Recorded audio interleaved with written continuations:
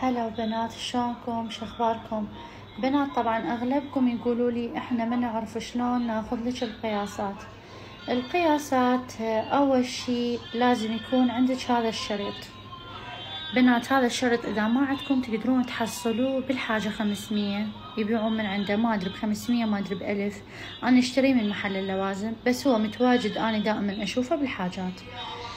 إذا عندك هذا الشريط راح تقدرين تعطيني القياسات اللي أنا أحتاجها، وهسه راح أعلمك عليها خطوة بخطوة. بنات أول منطقة أحتاجها منطقة الصدر. تشوفين ايش قد يقرأ عندك الرقم تكتبي لي تقولي لي هذا منطقة الصدر، مثلا 94 تقولي لي منطقة الصدر. ثاني شي أحتاج منطقة الخصر. بنات شوية حاولي تنطين بيها مسافة حتى لا تكون قلبية ضيقة، يعني باي شوف شلون مسافة خالة اني تنطيني الرقم مال الخصر. بعدها بنات تعطيني منطقة الورك، هم شوفين ايش قد يطلع عندك الرقم تكتبي لي منطقة الورك.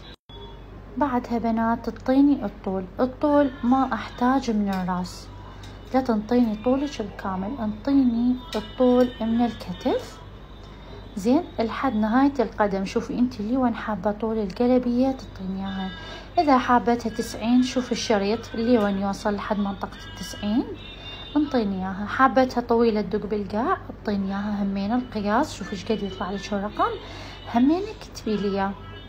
واهم نقطة بنات من تجين تقيسين حددي اتجاه واحد، يعني يا اما تعطيني على السنتيمتر يا اما تعطيني على الانج، تمام؟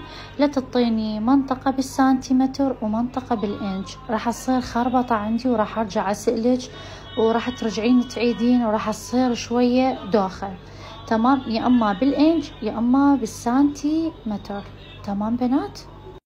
هاي القياسات بنات احتاجها فقط اللي جسمها مليان، يعني مثلا اللي فوق 70 75 80 85.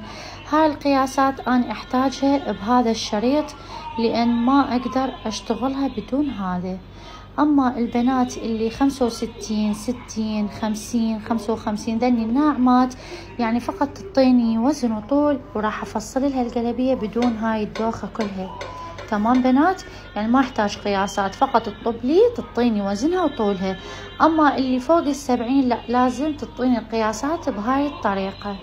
اكو بنات يعطوني منطقة الكتف، هاي ما احتاجها بنات لان اني اشتغل دائما حفرة صغيرة ما احب كتف نازل فما يحتاج تدزيليا. واكو ينطوني قصة الصدر هم ما احتاجها.